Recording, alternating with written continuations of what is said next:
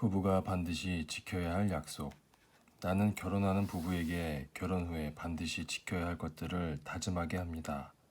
첫째는 부부간에 서로 신뢰하고 사랑하는 것입니다.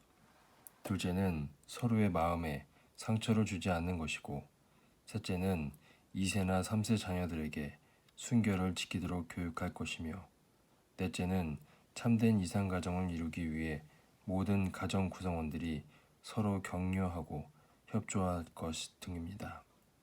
혼전 순결과 결혼 후 배우자에 대해 정절을 지키는 일은 무척 중요합니다. 나는 인간답게 바르게 살고 건강한 가정을 지키기 위해 반드시 이것들을 가르칩니다. 결혼은 단순히 남녀의 만남이 아니라 하나님의 창조 사업을 이어가는 귀중한 의식입니다. 결혼은 남자와 여자가 하나가 되어 생명을 창조하고 참된 사랑을 찾아가는 길입니다. 결혼을 통해 새로운 역사가 생겨납니다. 결혼한 가정을 중심으로 사회가 형성되고 국가가 건설되며 하나님의 평화 세계가 이루어집니다. 이 세상에 하나님의 천국이 펼쳐지는 곳이 바로 가정입니다. 따라서 부부는 화평의 중심이 되어야 합니다. 부부 사이가 다정해야 함은 물론이고 시부모와 일가 친척들까지도 그 부부에 의해 화평이 생겨야 합니다. 두 사람만 사랑하고 잘 사는 것이 아니라 집안 식구들 모두가 서로를 사랑하며 살아야 합니다. 나는 결혼한 부부들에게 무조건 아이를 많이 낳으라고 합니다. 자녀를 많이 낳아 기르는 것은 하나님의 축복입니다. 하나님이 주신 귀한 생명을 인간의 잣대로 마구 낙태하는 일은 있을 수 없습니다. 이 세상에 태어나는 모든 생명은 제각각 하나님의 뜻이 있습니다. 생명은 모두 존귀함으로 잘 거두고 지켜야 합니다. 결혼한 부부가 서로 신뢰를 지키며 사랑을 쌓아나가는 것은 당연한 일입니다. 내가 부부들에게 가장 중요하게 다짐받는 것은 세 번째 약속입니다. 자녀들에게 혼인의 순결을 지키도록 가르칠 것. 참으로 당연한 이 약속이 요즘 세상엔 너무도 지키기 어려운 것이 되어버렸습니다. 그렇지만 세상이 약해질수록 더욱더 철저하게 지켜야 하는 것이 바로 혼인의 순결입니다. 인간의 완성도, 세계의 평화도 가정을 통해 비로소 완성됩니다. 종교의 목적은 만민이 선한 사람이 되어 이상적인 평화 세계를 만드는 것입니다. 평화는 정치인들이 머리를 맞댄다고 찾아오지 않습니다. 막강한 군사력이 있다고 해서 평화가 오는 것도 아닙니다. 세계 평화가 찾아오는 출발점은 바로 가정입니다. 그런데 가정생활 중에서 가장 힘든 일이 아들, 딸을 제대로 키우는 것입니다. 사랑으로 낳아 기르지만 자식들은 부모의 뜻대로 자라주지 않습니다. 게다가 현대의 물질 문명은 청소년의 순수한 마음을 파괴하고 있습니다. 아름답게 자라야 할 청소년들이 마약에 빠져 환각 속에 살고 있습니다. 환각이란 제정신을 잃게 하는 겁니다. 정신을 잃어버린 아이들은 결국 범죄와 타락에 빠지게 마련입니다.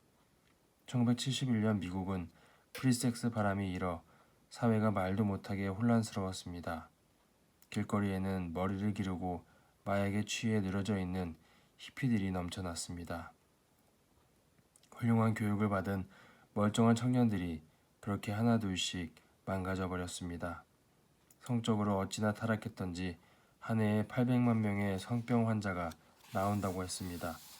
그런데 사실 심각한 문제는 정치가나 학자, 목사라는 사람들이 그 사실을 알면서도 다들 쉬쉬하며 문제를 덮어두기 바쁘다는 것이었습니다. 그들이 현실을 외면하려는 것은 바로 자신들이 순결하지 못하기 때문입니다. 내가 순결하지 못하면서 자녀들에게 순결을 강요할 수 없습니다. 어른들의 불륜과 문란한 성도덕은 가정을 파괴하고 아이들을 망칩니다. 불륜과 문란한 사생활은 아이들의 생명을 죽이는 일입니다. 현대사회가 물질적으로 풍요로운 만큼 행복하지 못한 것은 모두 가정이 망가진 탓입니다. 가정을 구하기 위해서는 먼저 어른들이 반듯하게 살아야 합니다. 아이들을 순결하게 키우는 것은 그 다음의 문제입니다. 어머니는 가정을 지키는 보루입니다. 세상이 아무리 변해도 어머니의 희생과 봉사가 있어야만 건전한 가정, 평화로운 가정으로 바로 섭니다.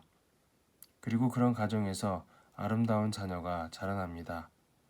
옆으로 걷는 개가 자기 자식에게 똑바로 걸으라고 하는 것은 어불성설입니다. 자녀 교육은 가정에서 보고 배우는 것이 가장 중요합니다. 부모가 올바른 본을 보여야 합니다.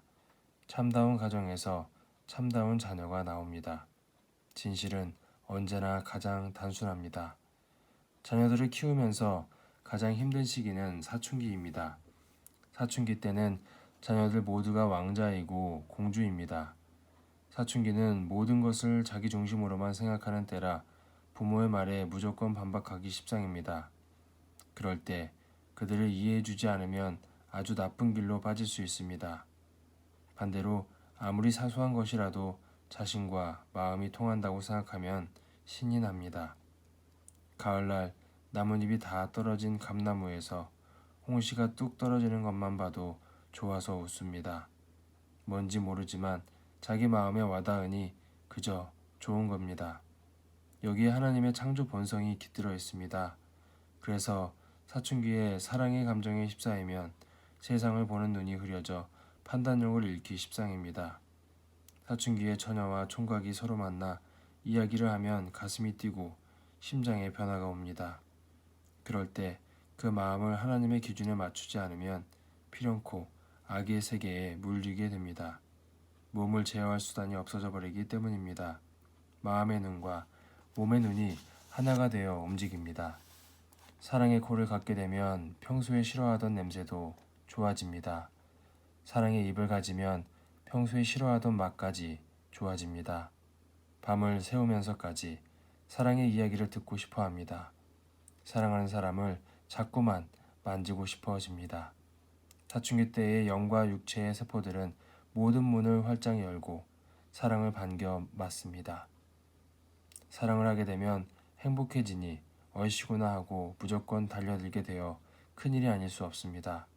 사랑의 문은 때가 되어야 열리는 법입니다. 문이 열리는 때를 기다려야 한다는 걸 알아야 합니다.